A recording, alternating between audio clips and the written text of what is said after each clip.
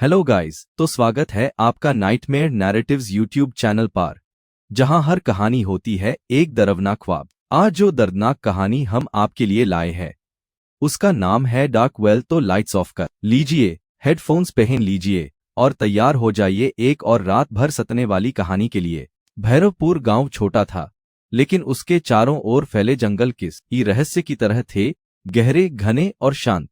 ऐसा सन्नाटा था वहां कि किसी पत्ते के गिरने की आवाज भी डर पैदा कर सकती थी।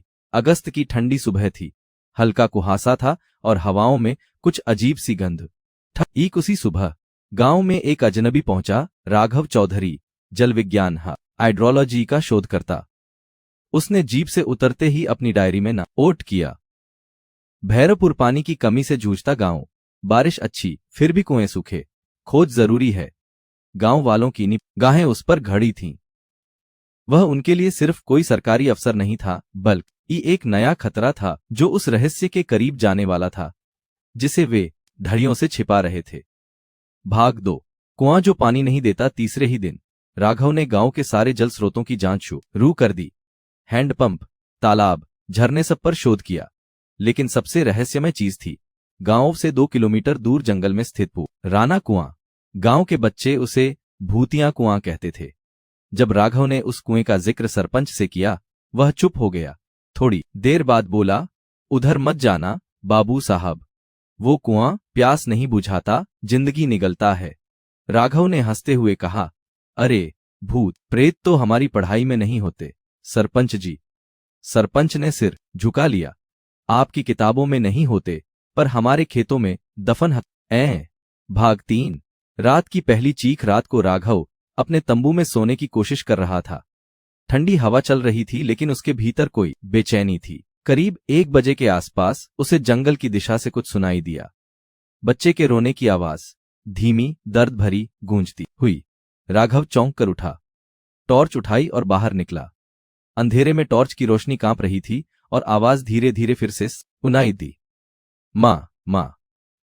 वह आवाज उसी कुओं की दिशा से आ रही थी। राघव का दिल जरोर जरोर से धड़क रहा था। वह आगे बढ़ा, लेकिन तभी किसी ने कंधे पर हाथ रखा। वह झटके से पलटा।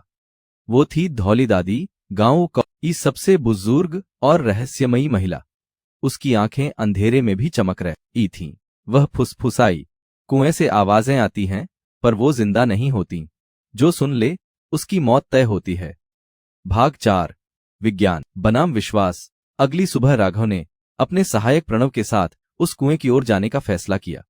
जंगल के भीतर रास्ता कांटों और झाड़ियों से भरा था। जब वे कुएं के पास पहुंचे तो वहां कुछ अजीब था। कुएं के चारों ओर सूखे नीम के पेड़ थे, जिनकी शाखाएं मुड़ी हुई थीं, मानो किसी ने उन्हें मरोड़ा हो।